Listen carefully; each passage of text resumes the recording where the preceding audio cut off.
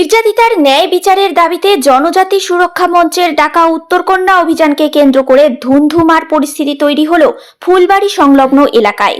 মিছিল এগোতেই পুলিশের সঙ্গে বিক্ষোভকারীদের সংঘর্ষ বাধে। মুহূর্তে উত্তপ্ত হয়ে ওঠে গোটা এলাকা। আদিবাসী জনজাতিদের অভিযোগ, মুন্ডা বস্তিতে জমি বিবাদকে কেন্দ্র করে এক গর্ভবতী মহিলাকে মারধর করা হয়েছে। অভিযুক্তদের গ্রেপ্তার ও নিরাপত্তার দাবিতে উত্তরকন্যার উদ্দেশ্যে রওনা দেয় মিছিল। তবে প্রশাসনিক নিরাপত্তা বলয়ের কাছে পৌঁছতেই ব্যারিকেড ঘিরে শুরু হয় ধস্তাধস্তি।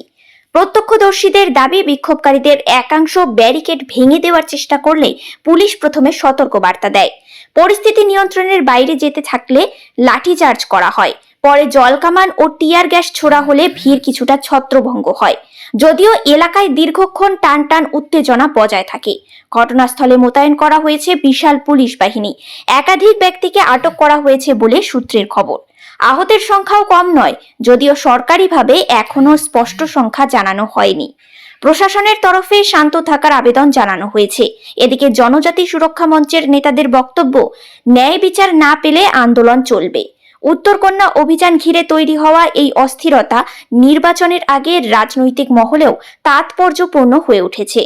পরিস্থিতির দিকে কড়া নজর রাখছে প্রশাসন।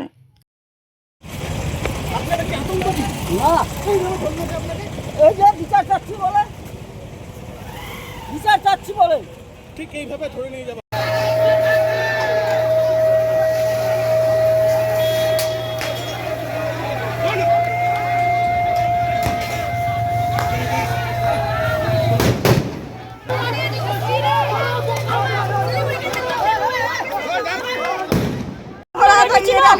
इसमें ये लोग तो माने झमेला कौन पकाया, ये लोग पकाया। দিদি কি হলো আপনাদের সঙ্গে? এখানে কানুনে গ্যাস, জল সমান মানে কিছু বাদ নেই। এখানে লাঠি সোটা সমস্ত কিছু। এ কি ব্যাপার? আমাদের গণতান্ত্রিক অধিকারটাকেও ছিনিয়ে নেওয়া হয়েছে। আপনার উপরেও কি? আমার গায়ে লাগেনি ঠিকই, লোকের সব ছেলেদের উপরে লেগেছে। দুর্গাদার হয়েছে এখানে।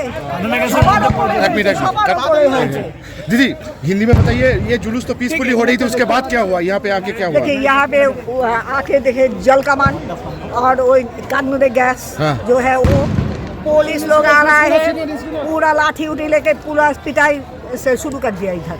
देखिए ये तो गणतांत्रिक अधिकार है, ये जुलूस निकालना। ये आदिवासी महिला के ऊपर ऐसा हुआ है तो ये क्या है? জানেন, আমি একটা আদিবাসী বিধায়ক। আজকে আদিবাসী সুরক্ষা মঞ্চ থেকে যেহেতু আজকে এই মহারিলি, আমি এই র্যালিটাকে সমর্থন করি। আপনারা জানেন যে ঝমকলাল জোতে যে রশ্মি উরাও মুন্ডার উপরে যেভাবে অত্যাচার হয়েছে, ওখানে সিভিক পুলিশ অর্থাৎ 3-4 জনকে নিয়ে সেই জমিটাকে দখল করতে যায় এবং সেখানকার রশ্মি মুন্ডা তার নিজের জমিটাকে বাঁচানোর জন্য উনি এগিয়ে আসেন এবং উনি অন্তঃসত্ত্বা মহিলা ছিলেন। উনাকে যেভাবে যে সিভিক পুলিশ কাদের উনাকে যেভাবে আঘাত করেছে, অর্থাৎ তাকে গলা টিপে পেটে লাথি মেরে তাকে মাটিতে আছড়ে ফেলে যেভাবে তাকে, তার যে পরিস্থিতি এতটাই খারাপ, উনি 7 মাসের গর্ভবতী মহিলা ছিলেন এবং এই আঘাতে যখন উনার যে মেডিকেল তাকে সেখানে এডমিট হতে হয় এবং সেখানে যখন আমাদের বাচ্চা জন্ম, তখন 3 দিনের মধ্যে বাচ্চাটা মৃত হয় এবং তার গায়ে ক্ষত বিক্ষত এবং অনেক স্পট ছিল। আজকে এই পরিবারকে জাস্টিস পাওয়ার দরকার। আজ অবধি এই তৃণমূল থেকে কোনো অ্যাডমিনিস্ট্রেশন, কোনো পুলিশ সেইভাবে তারা পদক্ষেপ নেয়নি। তারা খোলা গায়ে যারা দোষী আছে খোলা গায়ে ঘুরে বেড়াচ্ছে।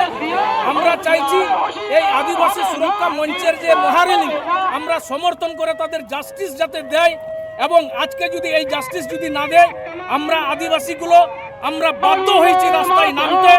যেহেতু আজকে আদিবাসী মন্ত্রী আমাদের গুরুচিত নায়ক আছেন, উনিও এই সংক্রান্তে কোনো কিছু কথা বলেননি, একদম পুরোপুরি প্রশাসনিক একদম নীরবে আছে।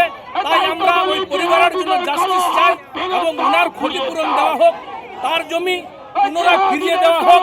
আর যদি সেই ধরনের যদি না হয় তাহলে আমরা আমার মতো আমরা আপনাদেরকে তো আটকে দেওয়ার জন্য প্রশাসন ব্যারিকেড করে দিয়েছে। দেখেন, আমরা চ্যালেঞ্জ করব ব্যারিকেডকে। পুলিশ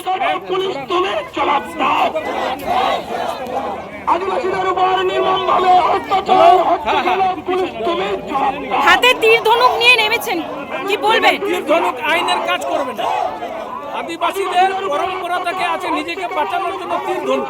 পুলিশ কি নিজের কাজ করছে আইনের? আজকে কোনো কাউকে গ্রেপ্তার করেছে?